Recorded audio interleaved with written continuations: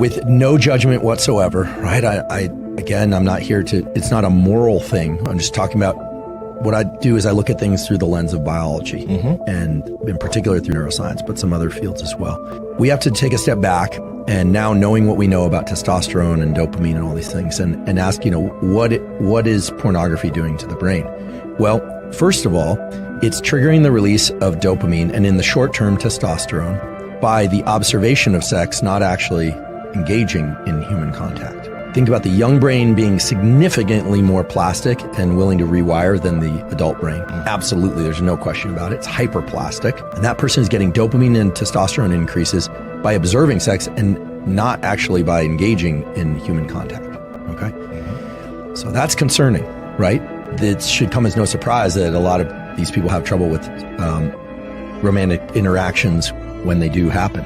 Right? Because their brain isn't conditioned to respond to those, right? Also, dopamine seeking is what triggers the increase in testosterone. But as we just talked about it, with repeated dopamine seeking or triggering of dopamine release, it starts getting diminished. So pretty soon that behavior is not causing the release of testosterone. Now people are just doing it compulsively to try and get some little droplet of dopamine out of their brain. I personally think that porn and the availability of porn is a real detriment to the developing brain, especially to the developing brain. Yeah.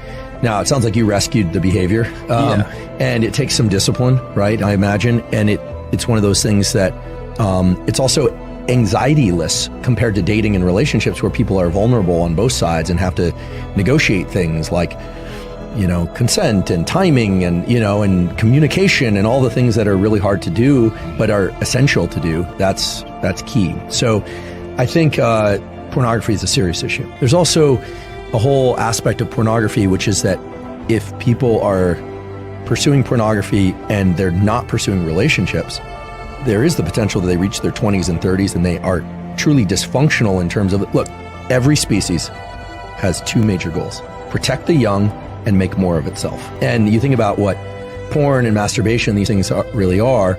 I'm not calling them sinful. What I'm saying is they are potentially addictive, especially with the availability of pornography. It would be different maybe using your imagination versus seeing images, or is there a difference, if you know any of this, is there a difference between video versus, old school way of having magazines and things like that? Well, because it's like more fantasy, and maybe, I don't know, maybe you thinking it through about this thing is different than you just watching. Or even remembering past experiences. Yeah, so we can speculate there a bit. A picture is worth 1,000 words and a movie is worth 1 billion pictures. I think it's fair to say that whatever problems exist in society today almost certainly existed 100 years ago, but in a different form.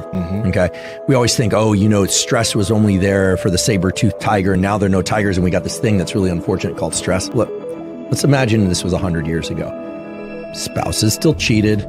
People still died. You had, physical challenges. There was a question of how, all that stuff is baked into us at a deep level, right? None of those circuits have changed. It's just the circumstances that trigger them change.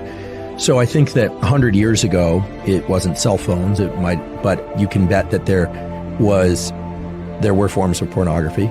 I think that what's healthy in this domain has never really been defined. This is one of the challenges. We know what an eating disorder is, but what's healthy eating, right? Where do you draw the line? I think given this general theme that relationships are healthy, friendships are healthy, romantic relationships are healthy, and anything that inhibits the pursuit and functioning of healthy relationships is where you have to start saying, wait a second, is this behavior getting in the way? So we just have to be careful. Anytime we are overwhelmed with powerful images of increasing intensity, that's where you start getting into the dopamine depletion. That's where you start getting into the hormone depletion that we're talking about here. So this is also true of violence. A lot of people, they're excited about watching zombie apocalypse violence, plus all of that violent sex and everything getting poured into the same film. Well, they made horror movies, 50 years ago. They were a little bit different. The question is, how strong were we driving the system? And if anyone out there is feeling underwhelmed and kind of life is no good, etc., chances are your dopamine system has been pushed too hard. I'll give one quick anecdote of a friend.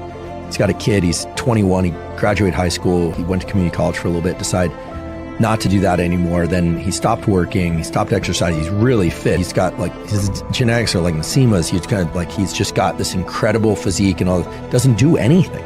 Doesn't work, doesn't do anything. He's a failure to launch, as we call it. And they were analyzing, does he have ADHD? Does he this? And he heard Anna talk about dopamine depletion.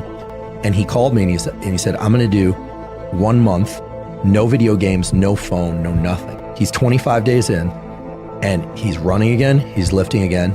He's heading back to work again.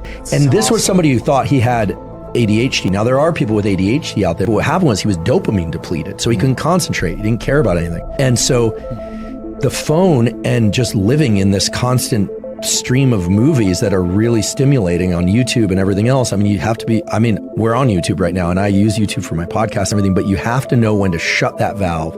And here's what I tell myself. Shut that valve so that I can continue to enjoy it, right? It's like gorging yourself with tomahawk steaks. They're delicious, but unless you've been fasting all day, you're not going to eat 9 of them.